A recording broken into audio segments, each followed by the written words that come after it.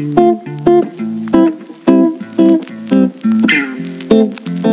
hi guys, welcome back to my YouTube channel. So for today's video guys, gagawa na tayo ng reaction video dito sa inaabangan natin. Ito po ang ating Kapamilya Incognito at ito po ang ating full video reaction episode 94. So let's go guys. Huwag mo akong pinagpersonalan. Huwag kang personalan, sir. Pero pag ikaw pwede, kapatid ko yun eh. Tama nga naman. Kapatid yan, Chris. Ano nangyayari dyan? Miguel walang kaalam-alam sa nangyayari to. Oo eh. Tete. Laging may drama yan si Andres. Quitting is not an option. I expect you to be in your position. No fucking excuses. Ay, grabe si Greg. Galit na galit. Andres. Andres, kailangan natin mag-usap. Para saan ba, JB? Para utuin ako na sumali pa rin dyan? Hindi na. Andres, kalma lang. Alam kong mali na hindi namin sinabi sa'yo agad. Pero ito isang bagay na sigurado kung si Manuel nagtatrabaho para sa Elcano. Nandun si Jun sa grupong yun. Isipin mo na mabuti. Hindi ba dapat makipagtulungan ka sa amin ni kontraktor? Sige. Ano sinasabi mo? Gamitin natin yung kapatid ko para mahanap yung Manuel. JB, baka nakakalimutan mo sinong pinag-uusapan natin dito. Kapatid ko yun. Naintindihan ko siya. Paano ko mapahamak yun? Ha? Andres, naiintindihan ko. Nakita ko kung anong klaseng hirap ang pinagdaanan mo para mahanap yung kapatid mo. Tama. Hindi ako makakapayag na may mangyaring masama sa'yo o sa kapatid mo. Alam mo yan. Pero ito isipin mo, Andres. Mga taong kasamahan niya sa pakikipaglaban, mga taong nagbubuwis ng buhay para sa kanya, tinraidor niya, kaya namatay. Lahat kaya niyang traidorin, kahit ang kapatid mo. Si Manuel tao ng Elcano, ang mismong organisasyon na kumuha sa kapatid mo. Tama. Siguradong mapahamak ang buhay ni Jun kapag nandyan siya sa loob ng grupong yan. Ilayo natin siya, Andres.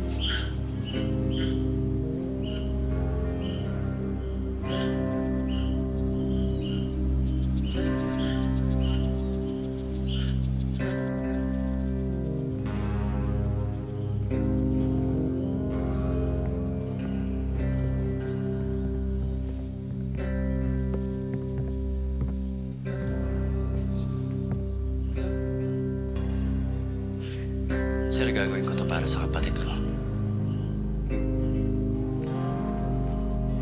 Para sa kabubuti niya.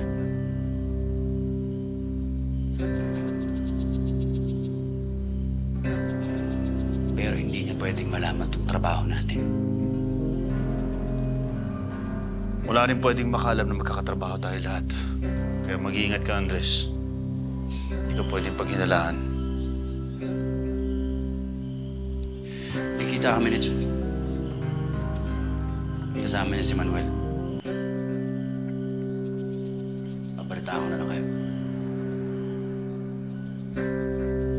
Salamat. Sir, ipangako mo sa akin. Hindi mapapahamak si Jun.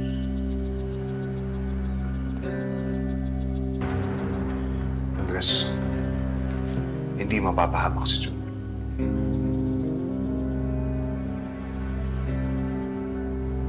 Sisiguraduhin ko.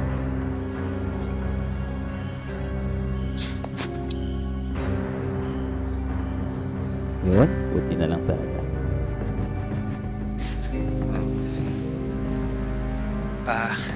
Hindi ko agad nasabi sa'yo.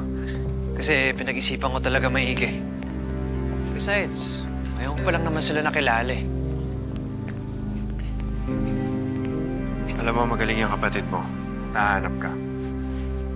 Dating sundalo, sabi mo? Tanggal sa serbisyo. Kasi napatay niya yung pumatay sa tatay namin. Gusto niya makilala yung nag-alaga sa akin. Ikaw pa. Ano sabi mo? Sabi ko, sige. Pero sabi ko lang yun. Magtataka kasi yun pag sinabi ko laging hindi pwede. Kung mag-uusap lang, sige, pwede. Talaga?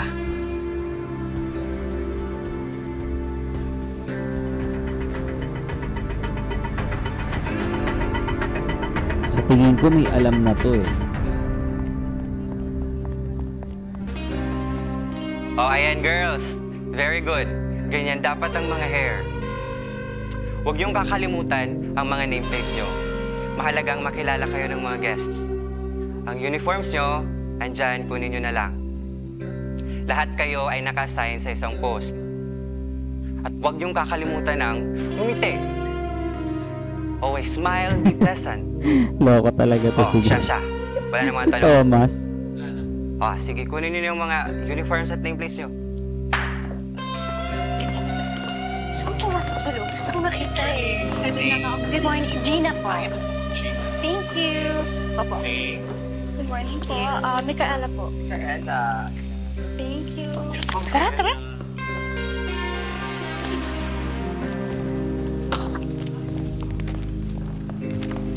Nagmamadali si Thomas. Soy! Soy, sabi ko na nga ba ikaw yan? Ikaw, basta ka na. Miss, nakakamali ata kayo. Hindi ko ako yung kilala ninyo. Ate Soy. Matthew? Kailan ka ba naging Matthew, ha? Tomas Guerrero? Oh my God, ang gara! Ang ganda! Ang ganda! Tahimik pa dito ngayon, pero for sure, iiba yung energy bukas. Kaya nga, excited na nga ako eh. For sure, magaganda at mga gwapo.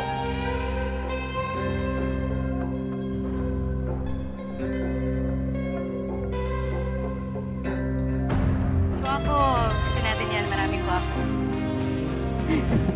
Nakatawa si Gab. Doon tayo. Check yan. Tara. Uy, Lisa. Classmate mo sa Torres. Tatrabaho rin pala dito. Madam, nagkakamali ata kayo ng tao. Hindi ko kayo kilala ninyo. Nagbago bigla ang boses eh. Matthew ka dyan. Balik na tayo. Baka hinahanap na tayo.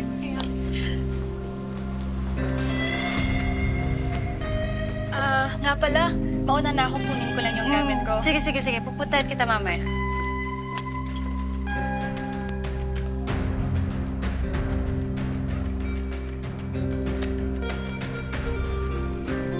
Sa bagay, mas maganda nga naman kaysa sa Tomas.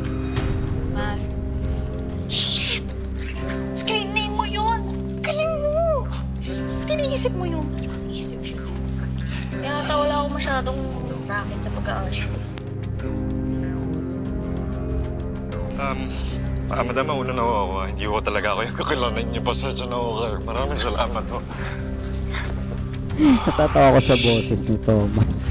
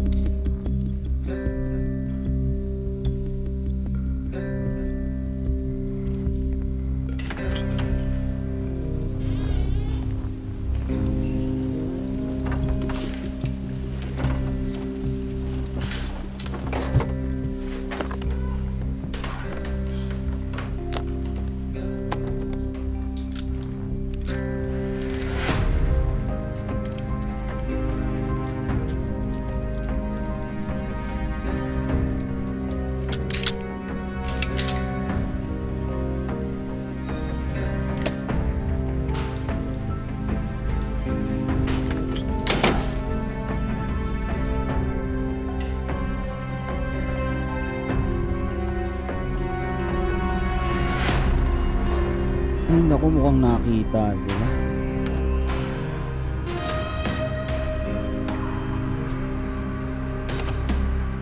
Sir, welcome to Pascualinas.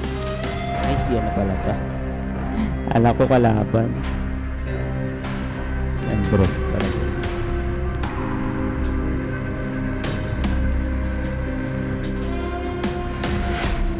Jun, saan ka na? Ikaw, kuya. Saan ka na? Nandito na ako. Sige, malapit na rin ako. Sige.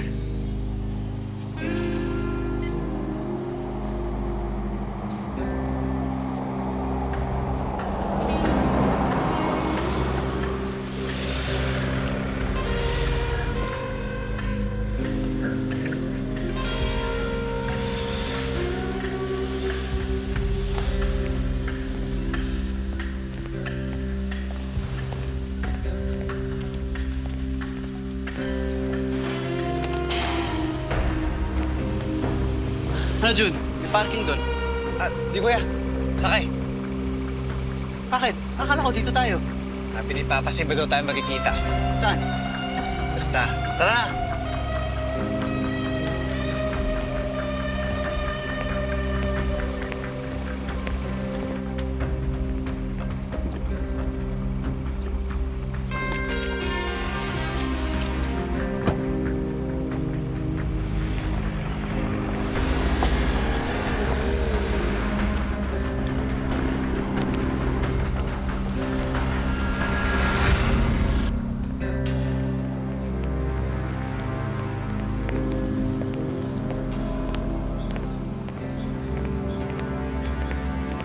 Pa! Jegwan.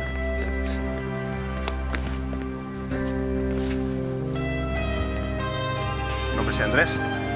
Sir. Manuel Aguinaldo, tatay ni Jack. Andres ko, sir. Gusto mo daw ako makita?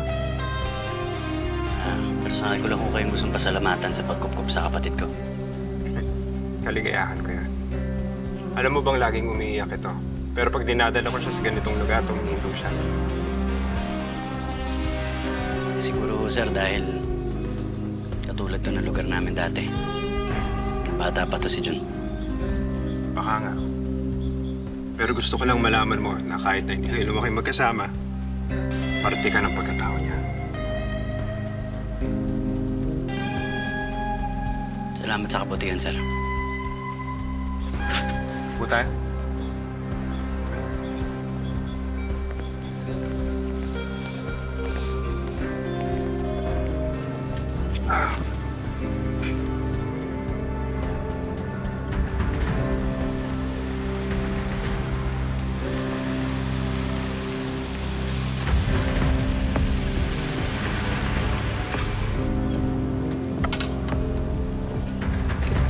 Naku, traitor yun.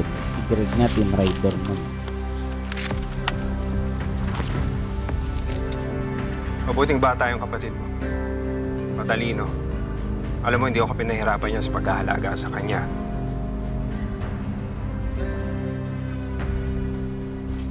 At ngayong malaki na siya, nakakatuwang ko na sa madaming bagay.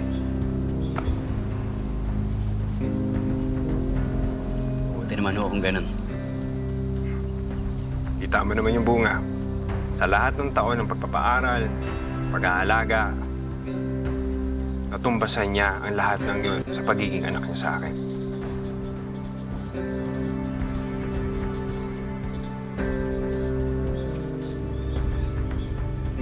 Oh, well pa, alam ko, busy ka today. Kaya... Hindi, anak. May oras pa ako. Huwag ka magalala.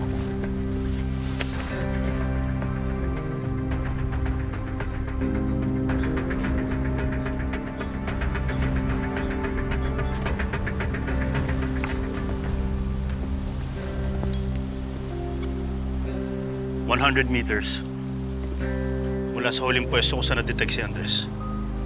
Ibig sabihin nandiyan sila sa taas. That's the same car, same plate number. Kanina pa yung nagmamanman. Sa tagpuan pa lang nila Andres. Which means, nandiyan yung mga tauhan ni Manuel. Pero yun ba nila ang tagpuan? Nagpe-play safe sila. Nag-iingat. Tulad natin.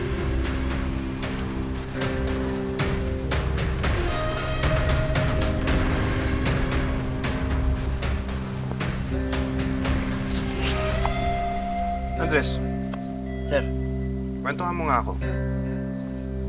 Ano na bang pinagkakabalahan mo ngayon? Ngayong hindi ka na sundalo. sir, paano niyo nalaman na dati akong sundalo? Kuya, takwento ko. Yun ho, sir. Kumakayod lang ako. Sa totoo ko niyan, binuhos ko lahat ng oras ko sa paghahanap dito eh. Ganun ba? Totoo naman. Ngayon Totoo yung natagpuan sinabi mo na niya. siya. Hahanap ka na ba ng ibang pagkakabalahan? Parang gusto na siyang paalisin ah. Sir, ang gusto ko sana, mas maging malapit dito kay John. Lalo na marami kaming oras na hahabulin. Lumaki kami na magkalayo. Tama ka naman doon. Ibang tao na nga kayo kumpara dun sa nagkahiwalay kayo. May ibang bagay na kayo na may nagkakabalahan ngayon. Kaya gusto ko sana nabigyan namin ng oras ang buhay ng bawat isa. Bakit naman hindi? Pwede yun. Di ba, anak? Yes, pa. Pero magiging limitado lang yung oras. May mga pinapaasikaso ako dito kay Diego.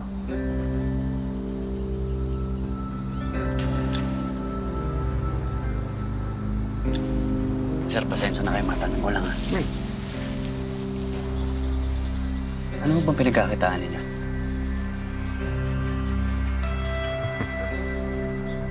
Para lang alam ko lang din kung ano ba pinagkakaabalahan na itong si John. Hindi ka magiging interesado sa mga ginagawa ko.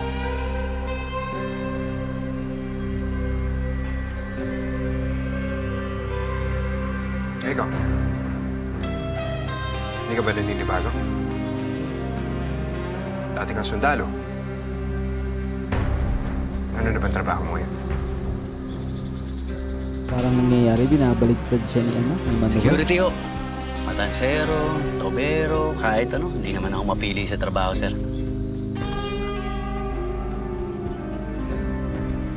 Alam mo, alam ko ang ginagawa mo.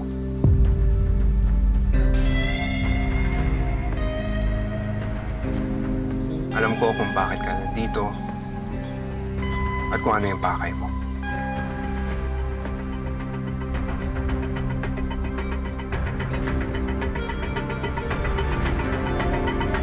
Parang sinasay ko siya, no? So yun guys, hanggang dito na lang muna ating reaction video dito sa inaabangan natin. Ito po ang ating Kapamilya Incognito. At ito po ang ating full video reaction, episode 94. So thank you so much sa inyo lahat. God bless you all and have a nice day.